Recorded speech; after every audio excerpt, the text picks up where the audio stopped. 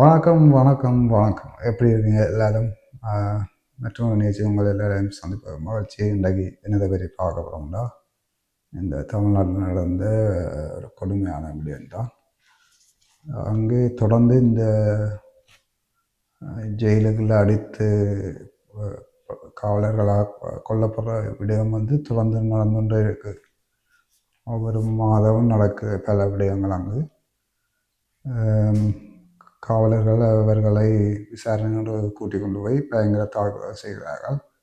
அப்படித்தான் ஒரு விடயம் சமயத்தில் நடைபெற்றிருக்கின்றது. எங்கே என்று சொன்னால் சிவகங்கை மாவட்டம் திருப்பாவனம் என்னும் இடத்தில்தான் இந்த சம்பவம் நடந்திருக்கிறது. இது ஒரு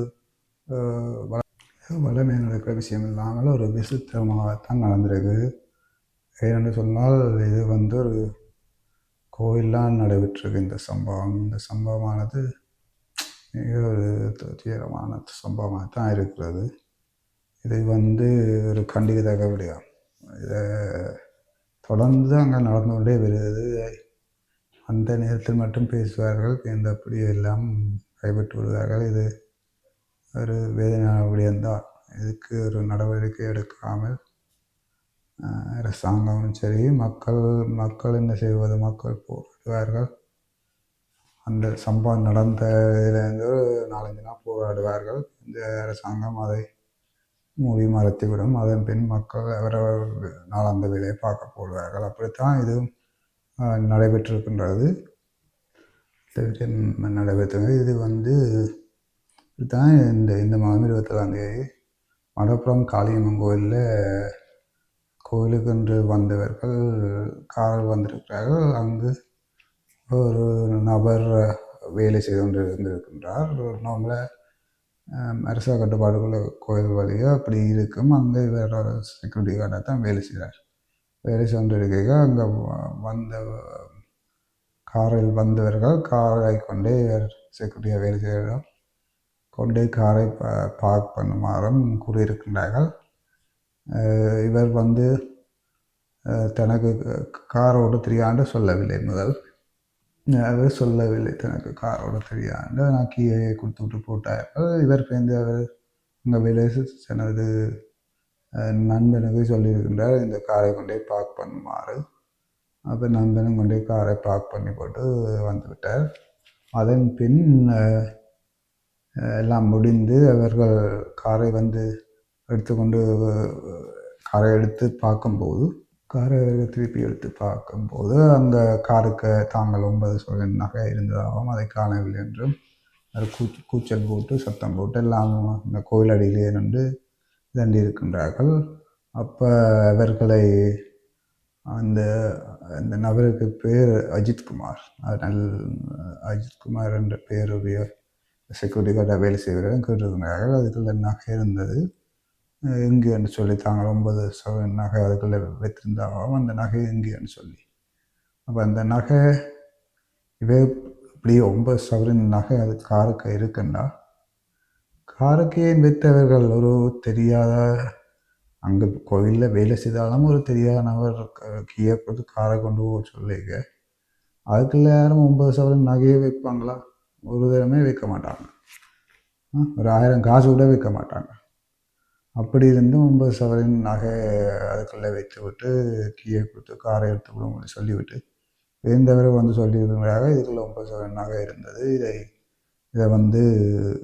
காணவில்லை என்றும் அவர் அஜித்குமார் என்ற நபர் எடுத்ததாகவும் இவர்கள் சண்டை பிடித்திருக்கின்ற அவர் சொல்லியிருக்கார், நான் எனக்கு கார் ஓட தெரியாது, நான் ஓடினான்னு சொல்லி அவரையும் விசாரிக்க அவர் தானம் எடுக்கல் என்று எல்லாம் சொல்ல இதெல்லாம் வாக்குவாதப்பட்டு இவர்கள் போலீஸில் போய் கம்ப்ளைண்ட் பண்ணியிருக்கிறோம் இப்படின்னு சொல்லி இந்த செக்யூரிட்டி கார்டாக வேலை செய்கிற அஜித்குமாரால் அந்த தாங்கள் காரை கொண்டே விடும்படி சொன்னதாகவும் அவருக்கு வண்டி ஓட தெரியாதுன்னு சொல்லி அவருடைய நண்பனுக்கு சொன்னதாகவும் வராங்கொண்டே காரை பார்க் பண்ணதாகவும் தான் எடுக்கவில்லை என்று சொல்லியிருக்கிறார். ஆனால் அதை காவலாளிகள் காதல் செவி மடுக்காமல் வேலை போட்டு அடுத்திருக்கின்றார்கள். அடுத்து அவருக்கு பல வேதனைகள் பயங்கர வேதனைலாம் இருந்திருக்க பயங்கர சித்திரவதை எல்லாம் காவல் நிலையத்திலே நடந்திருக்கிறது. இது 27 கூட்டிக் கொண்டே எல்லாம் நடந்திருக்கு. நடக்க அப்படி சொல்லியும் அவர்கள் அதை நம்பவில்லை, பொருட்படுத்தவில்லை. பின் திருப்பி அவர்கள் ஆலயத்துக்கு காளி கோயில் ஆலயத்துக்கு திருப்பி மலப்புரம் காளியம்மன் கோயிலுக்கு திருப்பி கூட்டி வந்து அங்கே எல்லாம் வீடியோ கேமராக்கள் எல்லாம் இருக்கிறது சுத்தவர் அப்படி இருக்கான். பின்னால் கூட்டி கொண்டு அவரை கேட்டு கேட்டு பயங்கரமாக அடிச்சிருக்கிறார்கள். அடித்து சித்திரவதை துன்புறுத்தி இருக்கிறார்கள். செய்யக்கூடிய சித்திரவதையெல்லாம் நடந்திருக்கிறது. ஒரு 9 சவரின் நகைக்காக அது அவரெல்லாம் எடுத்தாண்டு ஒரு சாட்சியும் இல்லை. அப்படி இருக்க அப்படி அடிக்க வேண்டிய அவசியம் இல்லை. இது புலிஸ்க்கெல்லாம் யார் இந்த அடிக்கிற உரிமையை கொடுத்தாண்டு தெரியவில்லை. அப்படி இருந்தும் அவருக்கு இனி இல்லை சித்திரவதையெல்லாம் நடந்திருக்கிறது. அவருக்கு தண்ணி கேட்டதுக்கு தண்ணி கொடுக்காமல் இதை கொடுத்துருக்குறாங்க, மிளகாய் பொடியை கரைச்சி இதை குடியாண்டு. அப்படி அவர்கிட்ட எல்லா பக்கம் உடம்பில் பல பக்கங்களில் பல அழுத்தமான காயங்கள் எல்லாம் இருந்திருக்கு. சொல்லனா துயரங்களை அனுபவிச்சிருக்க. அவருக்கு இதை விட வேறு சில நோய்களும் அவர் உடம்பில் இருப்பதாக சொல்லப்படுது அவருக்கு. அப்படி இருந்தும் அவர்கள் இந்த ஒரு 9% நாய்க்காக இப்படி செய்வது என்பது ஒரு தவறான விஷயம். இதை வன்மையாக கண்டிக்கத்தக்கது. என்னத்துக்காக அப்படி செய்தார்னு தெரியவில்லை. அப்படி இருந்தும் அவருடைய தம்பியும் விசாரிச்சிருக்கின்றார்கள். தம்பியும் சொல்லியிருக்கிறார் அப்படி ஒன்றும் எடுக்கலைன்னு சொல்லி. இப்போ இந்த இந்த வீட்டுக்கும் போய் எல்லாம் வீட்டுக்குள்ளே சோதித்து எல்லாத்தையும் மரியாதை சோக்கியதெல்லாம் பார்த்து அங்கே ஒன்றும் இல்லைன்னொடனே இந்த திருப்பியும் அவருக்கு சித்திரவதைகள் எல்லாம் செய்து அவற்றை உடம்புல எல்லா இடங்களும் பலத்த காயங்களும் பலத்த இதுகளும் அப்படியே அடித்து எல்லாம் இதண்டி போட்டு 28ஆம் தேதி அவருக்கு 7 ஆண்டோடனே கோயிலுக்கு பின்னால் இருந்து எல்லாம் கூட்டி கொண்டு வந்துருக்காங்க. ஆனால் பின்னால் அந்த அடித்தக்கூடிய தடியல் கம்பியல் அந்த மிளகாய் பொடி கரைச்சி எல்லாம் இருந்திருக்கின்ற கோயிலுக்கு பின்னால். அப்போ கோயிலுக்கு அடித்து போட்டு அவரை கொன்றுக்க 2 பேர்த்து இப்படி கழுத்துக்கு மேலே போட்டு தான் கொண்டு வந்துருக்காங்க. என்னடா நடக்கலாம் அப்படி சித்திரவதை. அதுக்கு பக்கத்தில் இருக்கிற ஒரு ஆஸ்பத்திரிக்கு தான் தனியார் வைத்தியசாலையை கொண்டு போயிருக்கிறார்கள். கொண்டு போய்க்கே அவருக்கு அரை உயிர் போட்டது போல். போனால் போல் அங்கே அங்கே ஆஸ்பத்திரிக்கு போகவே அவரை மருத்துவர்கள் பரிசோதித்து விட்டு சொல்லியிருக்கிறார்கள், இல்லை உயிரை பிரிந்து விட்டது என்று. அப்போ இது எவ்வளோ ஒரு கொடுமையான விஷயம். எவ்வளோ காலமாக நடக்குது தமிழ்நாட்டில். இதை மாதிரி ஜெயிலுக்குள்ள விசாரணை கொண்டு அடித்து சாப்பிட்றது. இதை அந்த நேரத்தில் எல்லாரும் கத்துவார்கள், பேசுவார்கள். அதன் பின் கொஞ்ச நாளாக அது அமைந்து விடும் இல்லை அமர வைக்கப்படும்.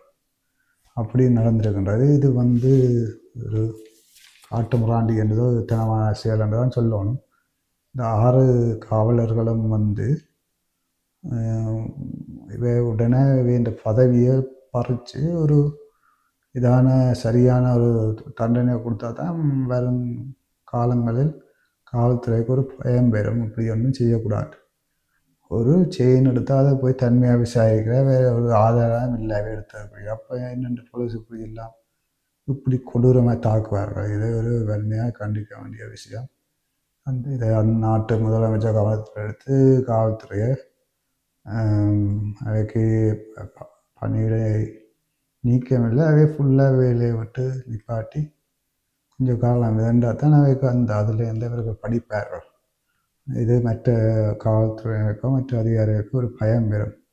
தாங்கள் இப்படி கை வச்சால் தங்களுக்கு வேலைகள் பறிபோகும், வேலை பறிபோனால் என்ன நடக்கும் என்று அவர்களுக்கு தெரியும், புரியும்.